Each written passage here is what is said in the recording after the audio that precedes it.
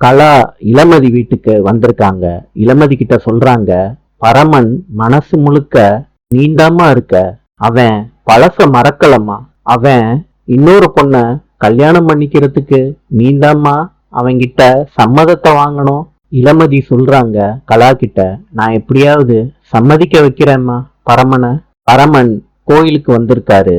இளமதி கிட்ட கேக்குறாரு, எதுக்கு இளமதி என்னைய வர சொன்ன?